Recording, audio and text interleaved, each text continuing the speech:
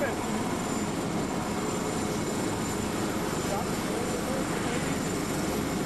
The guy in the middle. But you want us all to go up there?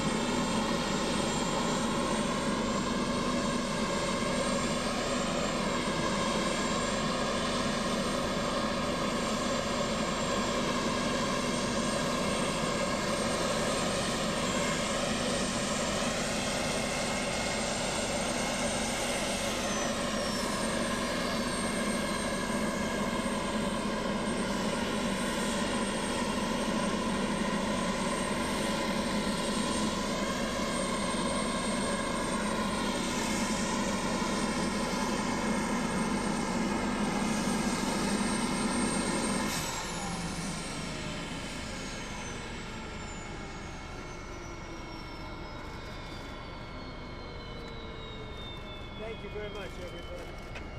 Thank you. Going to go down as one of the great prime ministers you watch. Thank you.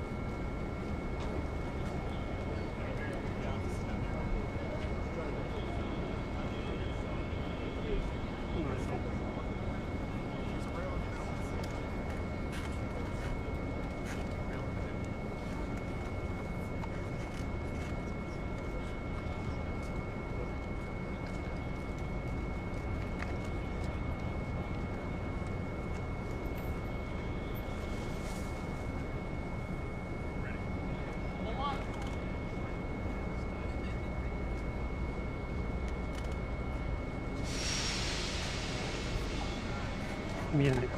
ちょっとこちらまだ動けないですね。こちら仕上げもいけないですか。そうです、まだいけないです。次の了解です。了解です。かしこまりました。 Stand clear of Ace2. Ace2 going down the headway. Run Ace2, run Ace2.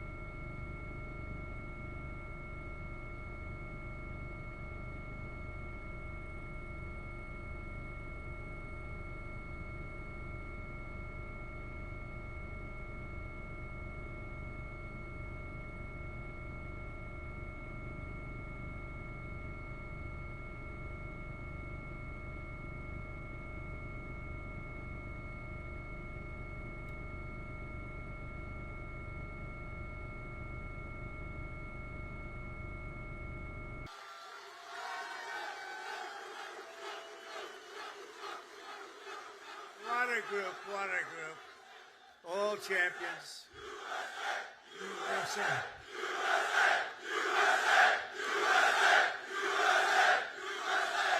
Well, thank you very much. A big hello. This is a special group of patriots, champions, winners. You are winners. Oh, I'd love to have your job. I'd love to have your job. And a very special hello to the greatest sailors anywhere on the seas, the incredible men and women of the United States Navy. Very special people. Thank you very much. It's a great honor. Great honor to be here. But I'm thrilled to be here among thousands of proud American patriots aboard the 100,000 tons, that's a lot of tonnage, forward deployed symbol of American might, power, and prestige, the legendary USS George Washington. This is some ship they don't make them this way anymore, but we're not supposed to say that, but they really don't. This is great stuff. This is really an incredible GW, they call it GW, right? And we've come this afternoon to celebrate the strength and the skill and service of everyone on this ship. So we're going to all relax. We're going to have a good time. We're not going anywhere, you know. If you go back to Washington, it's like 2 o'clock in the morning. But I want to just tell you that you are special people, and we're going to have a little fun. And I'm going to tell you how great our country is and how well we're doing, because a year and a half ago, we had a different country than we do right now. Now we're the most respected country in the world. We're the hottest country anywhere in the world. And it hasn't taken too long, but I had no doubt. I just didn't know we were going to do it this fast. We've done it fast because of people like you. So I want to thank you very much. And I want to recognize a man that you all know well, and he's a tough cookie. He was formerly our Secretary of Defense, but now he is proudly known as our Secretary of War, Pete Hegseth.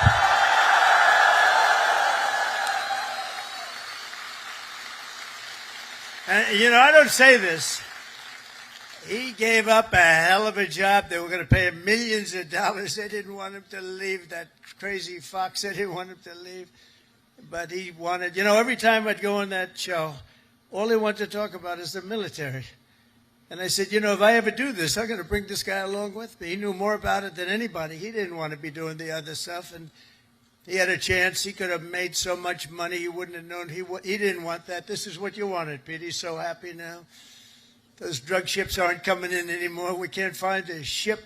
There's no ships coming in with drugs, you know. It's like he's been incredible. So thank you very much, Pete. You gave up a lot. We appreciate it. Thank you. And unlike past administrations, we will not be politically correct. You don't mind that, do you? When it comes to defending the United States, we're no longer politically correct. We're going to defend our country any way we have to, and that's usually not the politically correct way. From now on, if we're in a war, we're going to win the war. We're going to win it like nobody ever before. You know, we'd go in, we'd blast the hell out of countries. Shouldn't have gone in. By the way, if you don't go in, that's even better. We don't have to go in peace through strength. But, you know, we'd go in, we'd win, and then we'd leave.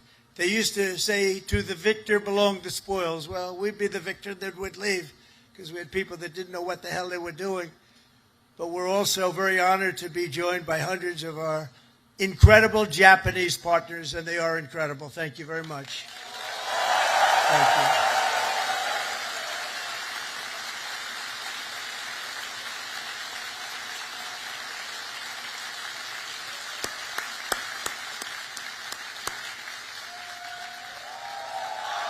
This woman, that's right. This woman is a winner. So, you know, we've become very close friends all of a sudden because their stock market today and our stock market today hit an all-time high. That means we're doing something right. But the cherished alliance between the United States and Japan is one of the most remarkable relationships in the entire world. Really, there's never been anything like it. Born out of the ashes of a terrible war, our bond has grown over 8 decades into the beautiful friendship that we have. It's a foundation of peace and security in the Pacific. You see it? So on behalf of all American sailors stationed in this beautiful country, let's hear it for our allies and the Japanese self-defense forces and all of the Japanese people that we love and respect. And I have such respect for Japan and the country. And now I have a really great respect for the new and incredible Prime Minister. And I have to say this, the first female Prime Minister in the history of Japan. Madam Prime Minister, please say a few words. Thank you, Mr. President, and thank you all. 本日、米国の海軍創設250周年という記念すべき節目に、トランプ大統領とともに地域の自由と平和を守る象徴である空母ジョージ・ワシントンで挨拶するチャンスをいただいたこと、心から光栄に思います。This year marks the U.S. Navy's semi-quincentennial anniversary. As we celebrate the important milestone, I'm truly honored to have this opportunity to deliver remarks with President Trump aboard the aircraft carrier USS George Washington, a symbol of protecting freedom and peace in this region. でまず何よりも日夜、我が国と地域の平和と安全のために尽力してくださっている自衛隊員、そして在日米軍の、軍隊の皆さん、軍人の皆様に心から敬意と感謝を捧げます。First and foremost, I would like to express my deep respect and sincere gratitude to all the men and women in uniform from Japan's Self-Defense Forces and the U.S. Forces Japan for your dedication and commitment to safeguard peace and security of our nation and the region day and night. 6年前に、ありがとう、Thank you.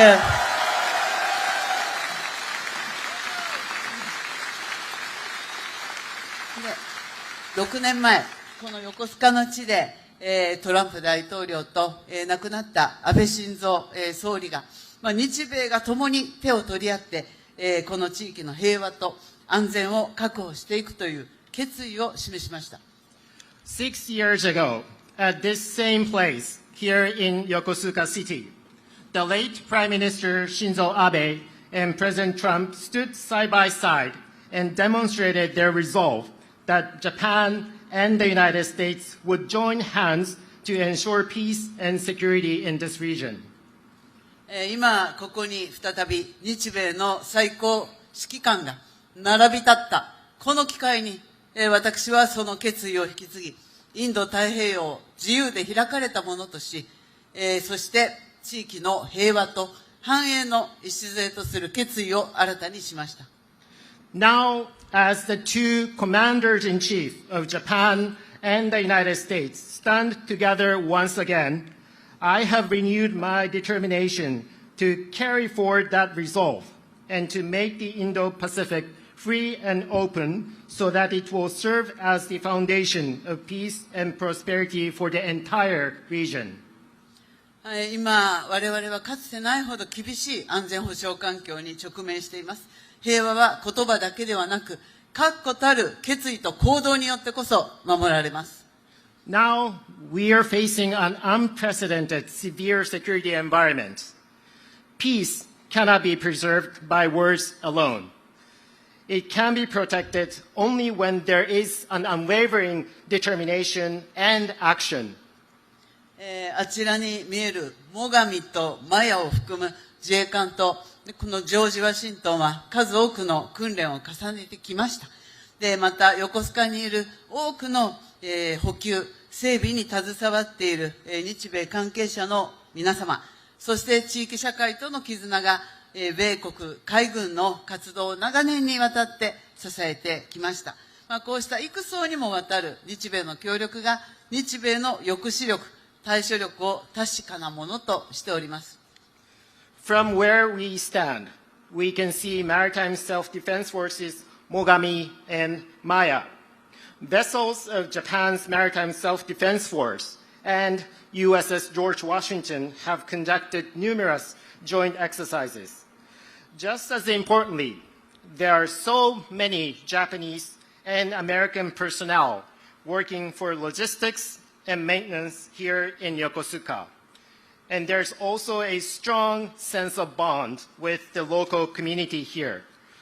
Those are what have been supporting the activities of U.S. Navy over the years. There's no doubt that such multi-layered Japan-U.S. cooperation is what makes it possible for us to ensure the credibility of our two nations' deterrence and response capabilities. 私は決意しています。今後、日本の防衛力を抜本的に強化して、この地域の平和と安定により一層積極的に貢献していきます。So let me reiterate my unwavering determination here. Japan is committed to fundamentally reinforce its defense capabilities, and Japan is ready to contribute even more proactively to peace and stability of the region. そのことにより、トランプ大統領とともに世界で最も偉大な同盟になった日米同盟をさらなる高みに引き上げてまいります。Through these efforts, together with President Trump, I am determined to elevate the Japan-US alliance, which has already become the greatest alliance in the world, to even greater heights. 日米は共に帆を掲げ、自由で開かれた海を進みます。この横須賀から紡がれる航路は、日米の絆を輝く未来へと導くことを確信しています。Japan and the United States will advance together with our sails raised high across a free and open sea. And I am very confident that the sea route from Yokosuka will make our bond even stronger and stronger and bring our two nations on the path to a shining future. Thank you.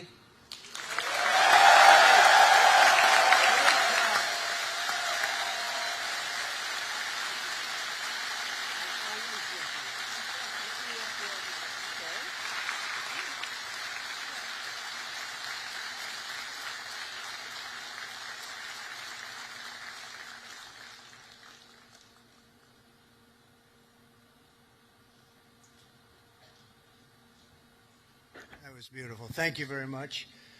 And we will have a long, good relationship, and we'll have fun doing it. You know, you have to have fun, although sometimes it's never fun. She's tough to negotiate with, I want to tell you. But I'm delighted to report that I've just approved the first batch of missiles. You saw a couple of them coming down with me. I hugged them. We need them. They're the best in the world. Nobody has them like we have them. They all want our missiles. That's the problem. Everybody wants them. But it's the first batch of missiles to be delivered to the Japanese self-defense forces for Japan's F-35s.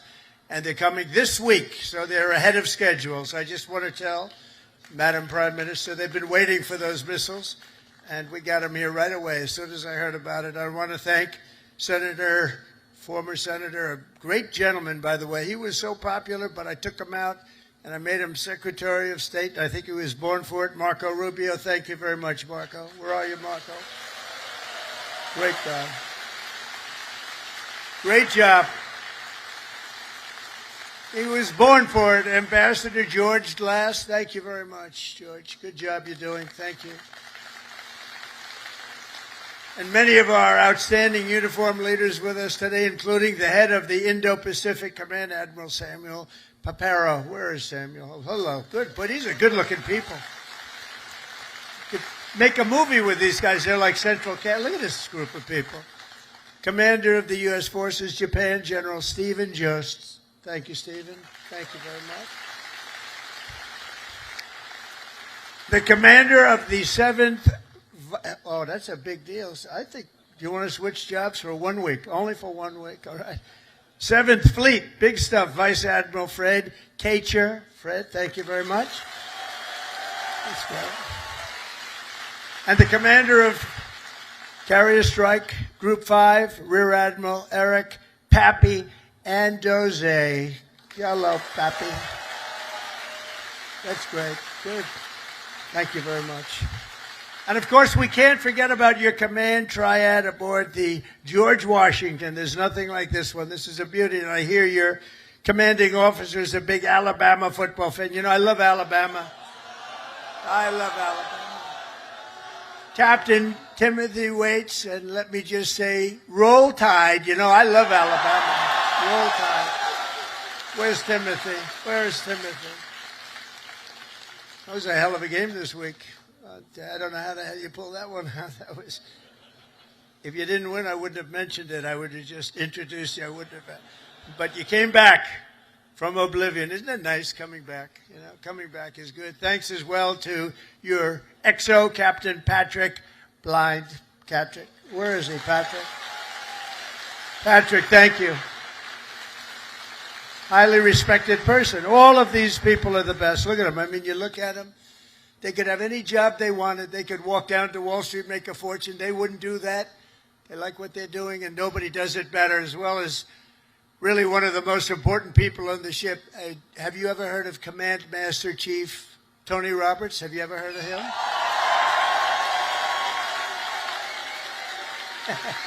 Wherever you are. Where's Tony? Thank you, Tony. He's a popular guy. And as many of you know, this month we're celebrating a truly momentous anniversary.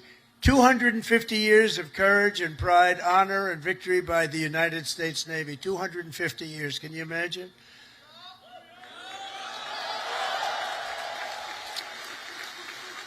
And 3 weeks ago, Melania and I flew to Naval Station Norfolk. I think many of you probably know that, and witnessed an unforgettable display of pure American dominance at sea. It was incredible to watch. They gave us some play. Then I said, slow it down, costs a lot of money. Let's save it. You know, let's relax a little bit.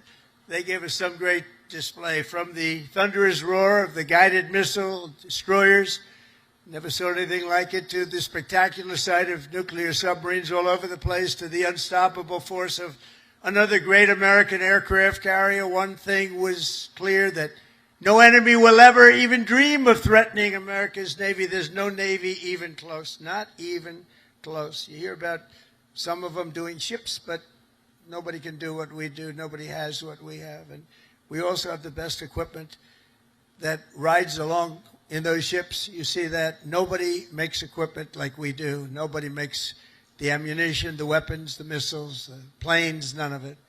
And if they do, the American sailor stands ready to crush them and sink them and wreck them and blast them into oblivion, right? We have to.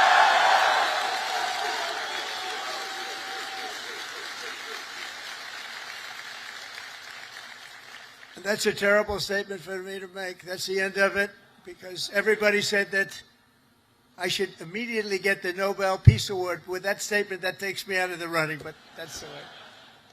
That's the way it is. The United States is blessed with the strongest and most powerful military in the history of the world. There's no military like our military, not even close. Nobody has our weapons, and it'll be stronger and more powerful than ever before very soon. You know, we just approved the biggest budget in the history, over $1 trillion.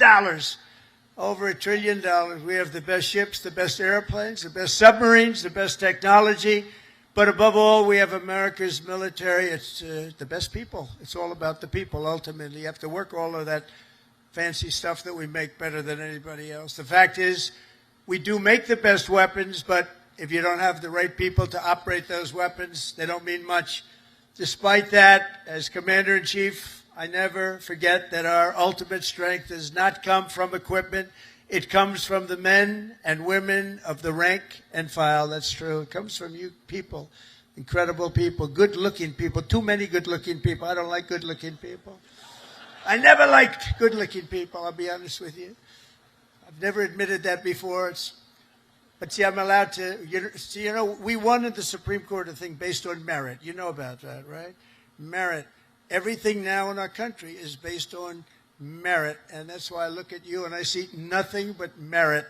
It's great to have a country back where we can go by merit now. We don't go by anything else except for talent and work and hard work, and it's such a big win. That was such one of the most important wins, and the will, patriotism, and spirit in your hearts is our single greatest weapon. The strength that you have is unbelievable. That's why, as we make a record investment in our military, we've never spent so much, and we've never spent it more wisely, because now we watch it. We spend it properly. I'm also supporting an across-the-board pay raise for every sailor and service member in the United States Armed Forces.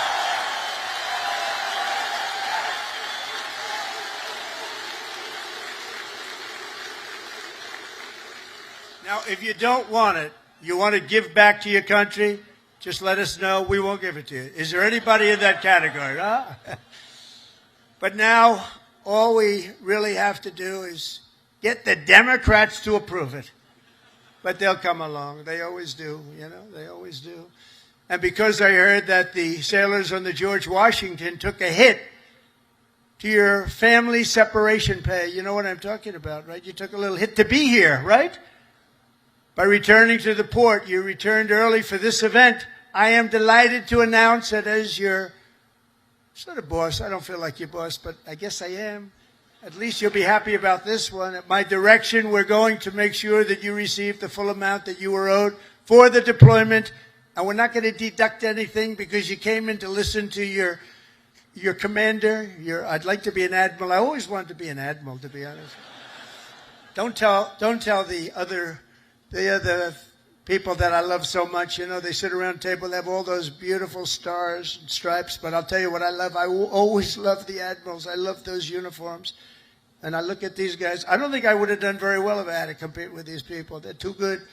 But I always felt that the Navy is a very special group of people. And I see it when I see you. I see it over the past 11 months. The spirit of our military has been soaring like never before. You know that. The spirit of our country has been soaring. After years of recruiting shortages, and we had bad ones. It was embarrassing, frankly. During my campaign, before the election, November 5th, after that, it all changed. After we won, it all changed. And now we have waiting lists with record numbers trying to join the U.S. Navy and all of the armed forces. We have literal waiting lists, and I'm pleased to report that 2025 was the Navy's single best recruiting year in many generations. That's pretty good, isn't it?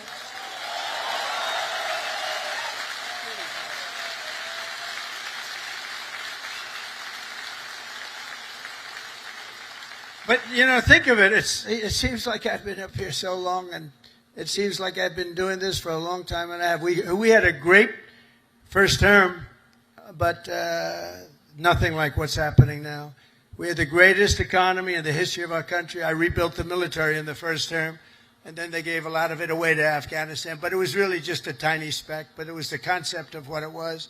But we rebuilt the military, and we did so many things in the first term, but we're blowing it away right now. But think of it, just 1 year ago, I was in the middle of a campaign. Can you believe that? It doesn't feel that way. I said, you know, you're right. It's not November 5th yet. We have another week or so to go. I was campaigning 1 year ago. And look at all the things that we've done since this unbelievable day, November 5th. That's when it all changed. When we won on November 5th, it all changed, and we went from a country that wasn't respected and a lot of people that had no spirit. That includes joining the police, the fire departments. They didn't want to join. After that, they started joining, and it seems like 10 years ago, not less than a year. Think of it, less than a year ago, I was campaigning. You know, we won the second election by a lot, so we had to just prove it by winning the third by too big to rig, I called it. It was too big to rig. And it was an amazing victory. And thank goodness we won, because we were in big trouble. We were in big trouble. But the new recruits, every sailor aboard this ship has answered a sacred call of duty to cross any ocean, fight any battle, and defend America and its allies with unwavering resolve. As you know, the George Washington is the only aircraft carrier on Earth that is permanently stationed overseas. It's permanent. Now, if you'd like to take a trip back to America, hell, let's do it one time. Well, I'll join you. I'd love to join you. You know, when I landed on this, it doesn't feel like a ship. It's solid. This is a solid piece of stuff. These 4.5 acres of power and steel are the front line of American freedom in the Pacific. Every day you're taking risk to keep our country safe and to defend peace and security in this incredible part of the world, working with Japan, working with other nations. I just left Malaysia. We stopped a big war with, you know that, we stopped 8 wars. Can you imagine? In 8 months, I stopped 8 wars. Like, I stopped a war a month. Think of that. That's pretty good. But I just left Malaysia. Thank them, because they helped us very much with one of them, and actually for even a second. They're great people, and they send their regards. I spent a day there with the Prime Minister, and we had a good time. But you carry out your mission bravely. You carry it out brilliantly. And on behalf of all Americans, I just want to say, and I came over to say it loud and clear, thank you very much. Thank you. Thank you. Incredible people. You are incredible people.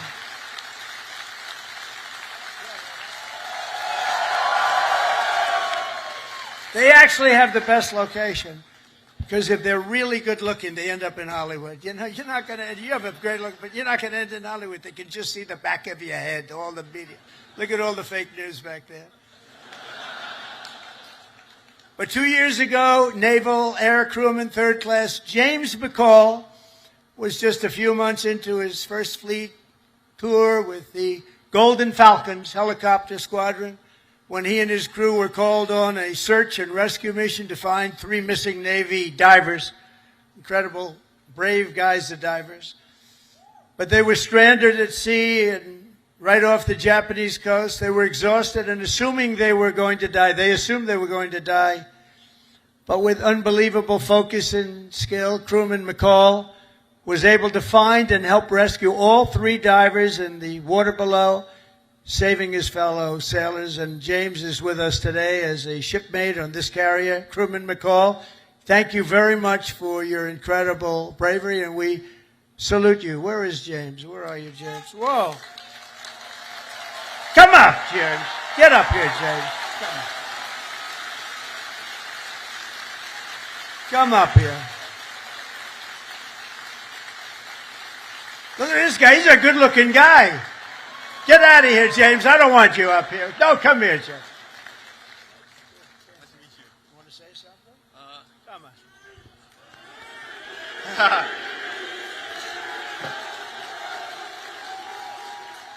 on. I just want to say I appreciate all my fellow shipmates. What I did back then in Iwakuni, it was heartbreaking for losing those loved ones down there, but we brought some back whenever we went down there. And just God bless America and all my fellow shipmates. Appreciate it. And stay a bad Larry.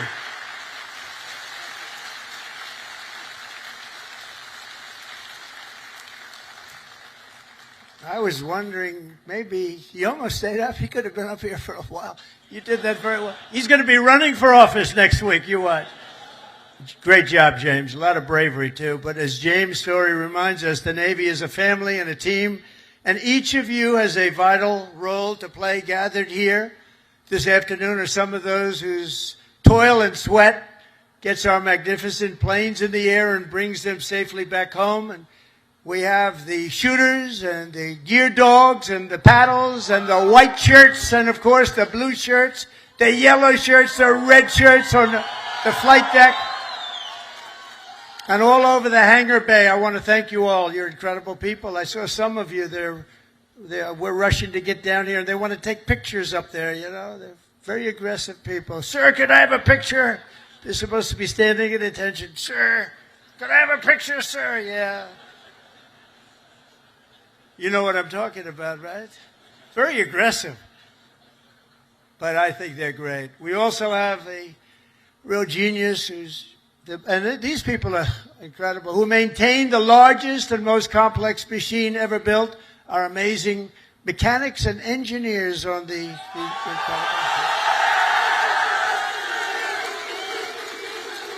And I asked you, Captain, you know, I'm building aircraft, I'm building a lot of things, but I said, Captain, you got to tell me something. I know a lot about these ships. I know a lot about these things, building. I want to know, catapults, which is better, the electric or the steam? Okay, ready? You guys, that's what you do, right? This is so much better. You know, they go out, hire a consultant for millions of dollars that was never on an aircraft carrier before. So they switched to electric. I disagree with it, but that's all right. Let me ask you. We're going to go steam first and then electric. Catapults. Which is better? Electric or steam? I'm going to put it in order. Seriously. They're spending billions of dollars to build stupid electric. And the problem, when it breaks, you have to send up to MIT, get the most brilliant people in the world, fly them out. It's ridiculous. The steam, they said they can fix it with a hammer and a blowtorch. And it works just as well, if not better. And I love the sight of that beautiful steam pouring off that deck. With the electric, you don't have that. So, you know, we did the Ford in electric, the cost overruns, everything else. But, you know, I hope it's going to be okay. But I like steam. We're going to go back to steam. They change just for the sake of changing. I said to the architect, have you ever designed a ship before? You know, he only did the biggest ship in the world, right, the Ford. But we're going to go back. Okay, now let me ask you the second question. Hydraulic for your elevators or magnets? You know, the new thing is magnets. So instead of using hydraulic, that you can be hit by lightning and it's fine. You take a little glass of water and you drop it on magnets. I don't know what's going to happen. So, you know, the elevators come up in the new carriers. I think I'm going to change it, by the way. They have magnets. Not every tractor has hydraulic. Every excavator, every excavating machine, if any kind, has hydraulic. But somebody decided to use magnets for your elevator. Maybe they're good. Which is better, hydraulic or magnets? What the hell is wrong with these people? Can I ask you, the top-ranking gentleman right here? Seriously, I'm putting out an order. I'm going to sign an executive order. When we build aircraft carriers, it's steam for the catapults, and it's hydraulic for the elevators. We'll never have a problem, okay? Do you agree? He agrees. Everybody agrees, but these people in Washington. All right. We're going to do that. I'm serious about it. It bothered me so much. I'd see the costs come in. They spend $900. This is not on my watch, so, you know, if it was on my watch, I would be very quiet about it. I wouldn't be talking about it. They spent $993 million on the catapults, trying to get them to work. And they had steam, which works so beautifully, and it has for 50 years, right? So we're going to go back. Seriously, fellas, I want to make that change. I'm going to do an executive order. I'm not going to let them continue to do this. They're trying to make it work. They're trying so hard, and they have something that's perfect. So we're going to go back on that and the magnets. Thank you very much. And, of course, we cannot forget the daredevils and the pilots of the famed carrier Air Wing 5, known as Team Badman. What the hell is that all about? Who are they? They're bad. The elite air units aboard this vessel are storied squadrons like the Royal Maces, the Diamondback, the Argonauts, the Chippies, the Titans, the Tiger Tails, the Shadowhawks, and the Saberhawks.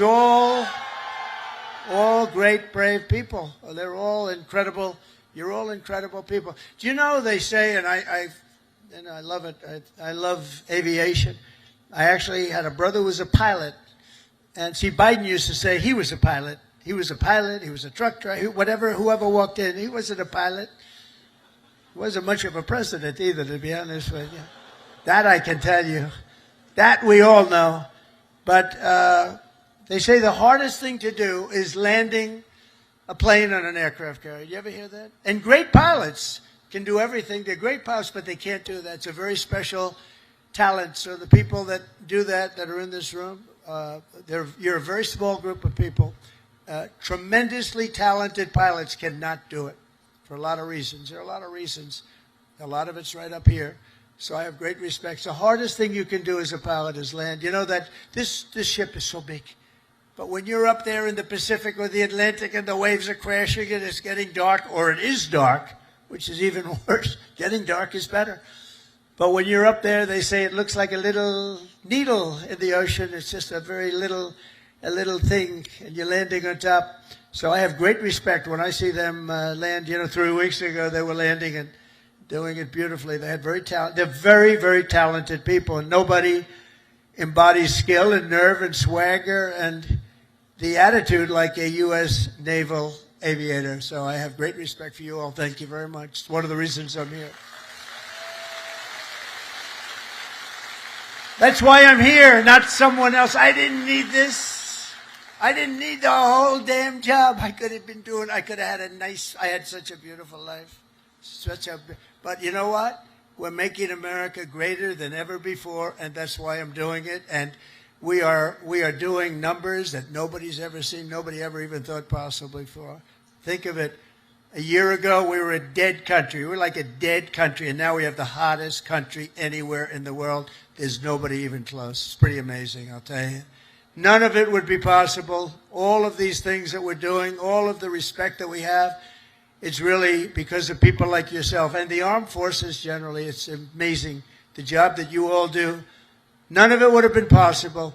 And all of those important missions in the Navy, the devoted members of the Food Service Division serving up to 14,000 meals every single day. How's the food? Good? They say it's good. Is it good? I hope it's good.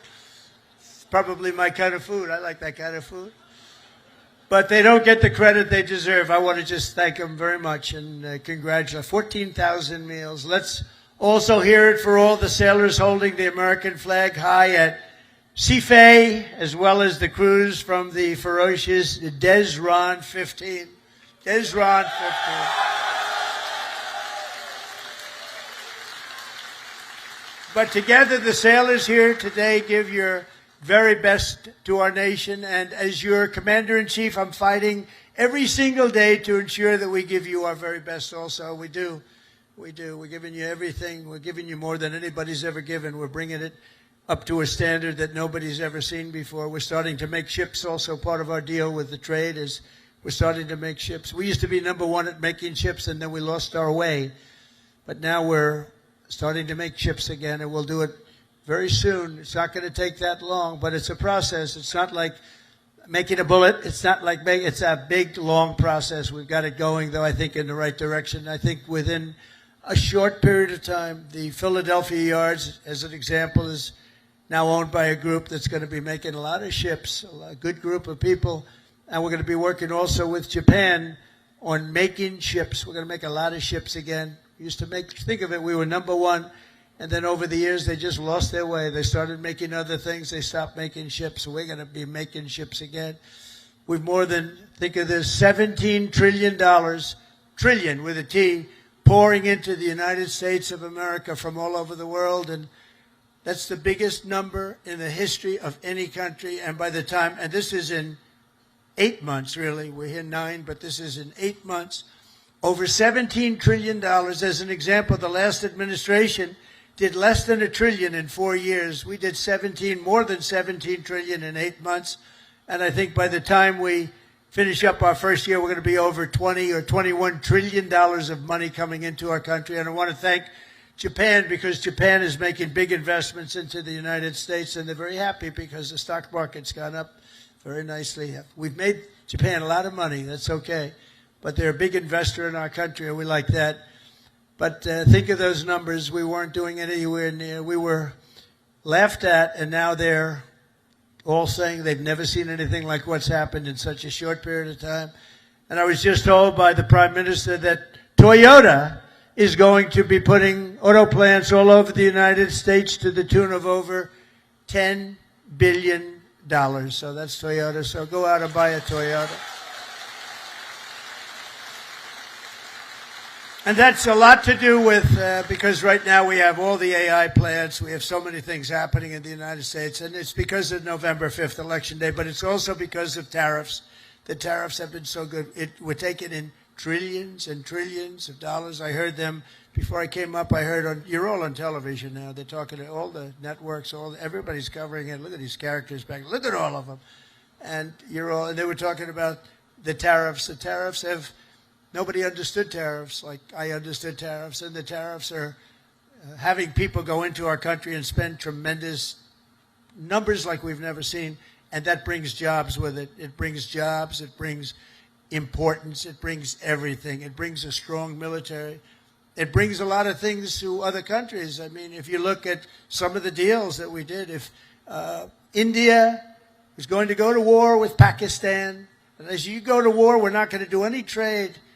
We're going to put big tariffs on both countries. And they said, well, I guess we're not going to go to war. 2 nuclear powers, we stopped it. But we stopped a lot of wars, tariffs. Without tariffs, we wouldn't have national security like we have it. We've never had national security like we have it right now. And literally a year ago, you had very little national security. You had people that didn't have a clue. American strength is roaring back like never before. And with your help, America is respected once more. And it is respected at levels that we haven't seen before. On my first day back in the White House, I deployed the men and women of the United States military to stop the invasion on our southern border, right? It was an invasion, losing hundreds of thousands of people to fentanyl and to drugs, and now we have the most secure border in American history. For 5 months, they said no people came into our country illegally. They came in through a legal process, but nobody came in through the southern border. Can you imagine? Even I can't, it's hard to believe that. Because, and we do have it tight as a drum, but that's what we have to have. If you don't have borders, if you don't have a fair media, if you need certain things. You need a good, fair media. They're getting better. They're not there yet, that I can tell you. But they're getting better. But you need borders. You got to have borders in a country, or you don't have a country. And now we have a border that the likes of which this country has never seen before.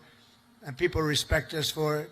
With the help of our war fighters, we're decimating the savage drug cartels that poison our people. 200,000 people, maybe more than that, died last year because of what came into our country. Through an open border policy where 25 million people poured into our country, totally unvetted, totally unchecked. They came from prisons. They came from mental institutions and insane asylums. They were drug dealers. They were bad people. 11,388 were murderers, half of which committed more than one murder. They let them into our country. We're getting them the hell out. We're getting them out. We're getting them out fast. Is that okay with you? Yes, right? I have no doubt. Got to get them out. Just an unforced error.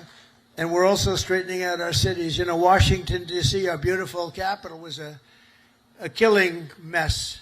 People getting killed all the time. It was very high crime. And we sent in our National Guard. Again, great people. And I don't say they were totally politically correct. That's okay. And now it's a very safe. Now it's considered a very safe. It took 12 days. We got 1,700 people, career criminals, many of which came in through Biden's open border, and they infiltrated our nation's capital. And we had a very unsafe capital. But for years before that, it was very unsafe. Now it's as safe as there is anywhere in the country. You can have your daughter, your girlfriend, your wife, your boyfriend walk right in through the middle. Nobody's going to touch them. The crime is down to almost nothing. It's a whole different ballgame. It took literally 12 days, but let's give us a month to do it really. We had it drum tight, and it's a beautiful thing. And our people in the service, and you know, people don't care. If we send in our military, if we send in our National Guard, if we send in Space Command, they don't care who the hell it is. They just want to be safe. And we have safe cities now. We're starting in Memphis. And Memphis was a disaster. It's been there. They've been there for 2 weeks, and it's a whole different series. Crime is less than half, and within a month it'll be gone. Getting rid of all the bad ones. And we're going to go into Chicago. We're going to go into our cities. We're going to clean them out. We're going to straighten them out. And we're going to have safe cities because you want to protect safe cities. We're going to have beautiful, safe cities, and it's happening very quickly and very easily, actually. It's easy for us. It's hard for them. And we have to have a little more help. It doesn't matter, really. We can do as we want to do, but it would be nice to have more help from some of the Democrat governors that don't mind. In Chicago, 2 weeks ago, 4 people murdered, 11 people shot. This weekend, it was like terrible, much worse than that. And then we have a governor that stands up and says, oh, it's wonderful. It's not wonderful. And what we're doing is we're going to make it totally safe. It'll be very safe very soon. And we're doing that with all of our cities that are troubled. We have cities that are troubled. We can't have cities that are troubled. And we're sending in our National Guard. And if we need more than the National Guard, we'll send more than the National Guard because we're going to have safe cities. We're not going to have people killed in our cities. And whether people like that or not, that's what we're doing. And you've been watching what our missiles do to boats and ships and submarines. How about the submarine? They said, no, that was just fishing. The radical left Democrats said, well, it was a submarine, but they were just fishing. Submarines don't go fishing, do they? You know more about submarines than I do. You have a beauty park outside, actually. This is a submarine, and you know what it was designed for? Transporting drugs, and it got hit. But each one of those vessels that we hit kill, on average, 25,000 people, American people, every single year. They kill, each one of them killed 25,000 people. So we have to stop it, and we have stopped it. And I want to thank Pete for having the courage to do it. And believe me, people are very honored that you do it. 25,000 people for each boat For many years, the drug cartels have waged war in America, and at long last, we're finally waging war on the cartels. We're waging war like they've never seen before. And we're going to win that battle. We're winning it already. The sea, the only problem is nobody wants to go into the sea anymore. Even the fishing boats, they say, let's take a pass. But they don't want that. But we're knocking them out one by one. And very importantly, we've almost stopped completely the drugs coming in by sea. And now we'll stop the drugs coming in by land. That's going to be very easy. More importantly, we're ending wars. We're ending wars all over this planet. And as you know, and I said before, I ended 8 wars in 8 months, the most of any president in history. No president that we know has ever ended any war. A lot of them go into wars. But this includes Kosovo and Serbia, the Congo and Rwanda, Pakistan and India, Israel and Iran. You saw that. How about those B-2 bombers? They went in there. They took out that nuclear capability. Iran would have had a nuclear weapon within 2 months. Not anymore. Egypt and Ethiopia, Armenia and Azerbaijan. That was going on for 35 years. Big, horrible war. And just this month, we ended the war in Gaza, in the Middle East. We ended the war in the Middle East. Nobody thought it was possible. And we also just signed a deal in Malaysia between a war that was just starting, Cambodia and Thailand. So we saved millions and millions of lives, and I did it mostly verbally. We didn't have to get you involved. When we don't get you involved, that's a good thing. We don't want you to get involved. If I can avoid you getting involved, if I have an ability to do things that maybe other people don't, or we see things, but we stopped a lot of those wars based on trade and tariffs and penalties, and they're getting all ready to fight, and then we tell them, no more trading with the United States. We're putting tariffs on your nation, et cetera, et cetera. It's called national security for us, but it's really national security for the whole world. And everywhere we go, America is actually making peace, and it's peace through strength. When they look at this, when they look at you people, they say, we're not going to mess around with them. So it's very important. After years of crippling inflation, back home we had the worst inflation in the history of our country. Energy costs are down. Energy costs are way down. Gasoline prices are way down. Grocery prices are way down. We have a little problem with beef. We're going to get that down very quickly, but the prices are way down. Mortgage rates are down despite having an incompetent head of the Fed. I call him too late. He's always too late. He's too late in lowering interest rates. I call him Jerome Too Late Powell. But despite having a totally grossly incompetent guy, we blow through it, because we're doing so well.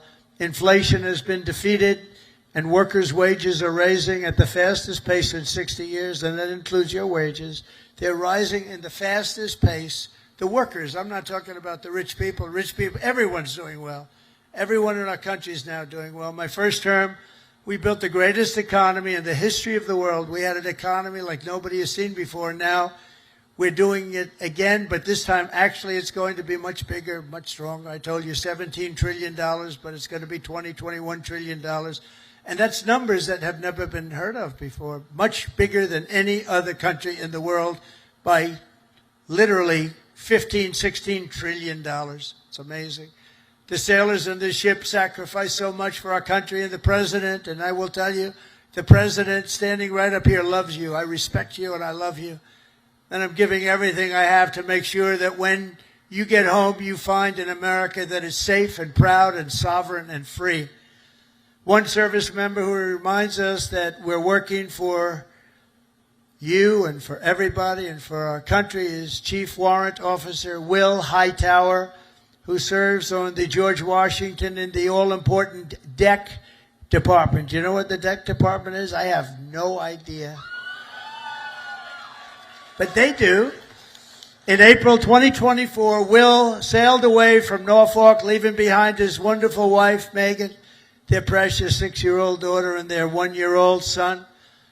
In the past 12 months, he has only been home for 3 weeks total, 3 weeks. An enormous sacrifice, very tough on the family, but an experience everyone on the ship really knows very well. In February, Will's tour will come to an end, and he will finally be going home just in time for his daughter's birthday. So, Will, I want to thank you together with all of those people that go through the same thing. I want to really thank, where is Will? Is Will around here? Where is Will? Wow, look at him. These are good-looking people here. That's great, Will. How does it feel? Good? That's great. Feels amazing. That's fantastic. That's fantastic. See, in the old days, I'd say, does your wife still love you? But I don't do that anymore, you know? Does your wife still love you? Yes. Do you still love your wife? Every day. That's good. Okay, that's good. So that's good. Great. Beautiful. Say hello to your daughter, right? And your wife. And just in conclusion, every sailor here today inherits a legacy of valor and grit and glory unmatched in the long history of mankind's voyage on the seas. It's a voyage like nobody's ever had like you have. For 2.5 centuries, America's Navy has preserved the vision of our first Commander-in-Chief, who gave this ship its storied name, its righteous soul, and its timeless motto, first in war, first in peace. Very famous phrase, George Washington. After 250 years, that is exactly what our country is today. It's first in war, first in peace, first in wealth, first in power, first in science, first in spirit, and first in freedom. And we went through 4 bad years, but now America will always be first again. If you have the right person up here, if you have somebody that understands a lot of different subjects, we're going to be bigger, better, stronger, and more important, really, frankly, to the world. Japan respects us. If you see what's going on all over the world, they're respecting us again. They respect us like never before. The treatment they gave me all over as I go around to different countries is great, but it's really a respect for me, but it's a bigger respect for our country. They respect our country again. They didn't respect our country just a few years ago. From Boston Harbor to Hampton Roads, and from Caribbean Sea to the Red Sea, from the Atlantic to the Pacific, and from the Persian Gulf to what is now known as the Gulf of America. Isn't it nice? They say it now routinely. I heard the news today. The Gulf of America, weather is wonderful. They don't say it with a smile. It's called the Gulf of America. How did that happen, right? And it took me, for many years I said, why is it called the Gulf of Mexico when we seem to have the shore? Well, we do. We have 92% of the shoreline. So I said, when we make it back, not if, when, too big to rig. We made it too big to rig. I said, get out and vote. Too big to rig. Make it that way. I said, I'm going to change it. And one of the first things I did is I changed it. Nobody could even fight it. They tried. We got sued all over the place. We won every suit. And it's now officially the Gulf of America. Isn't that nice? But our sailors have written honor, greatness, and triumph into the pages of history. What you're doing is incredible, and it's an incredible time for our country. On gun decks and flight decks and torpedo rooms and cockpits, the men and women of the Navy have poured out their blood and sweat and tears to defend the land of the free and the home of the brave. They've crossed icy channels, leapt from burning wreckage, stormed into frigid waters, soared into deadly skies, and laid down their lives to ensure the survival of liberty. Now, all of us here today carry on that noble mission, and no matter what challenge comes our way, no matter what danger we face, we hoist our great American flag very, very high. We race into the waves, and we rally to that immortal battle cry of the American sailor, damn the torpedoes, full speed ahead, right? Together with our incredible Japanese allies and all of our allies all over the world, we stand strong, we stand proud, we will stand taller than we've ever stood before, and we will be freer and braver and more brilliant than ever before. And we will fight, fight, fight, and we will win, win, win. And I want to thank everybody at the USS George Washington and the U.S. Forces Japan. God bless our military. God bless Japan. God bless the United States of America. And God bless our Navy. Thank you, everybody. Thank you. Thank you very much.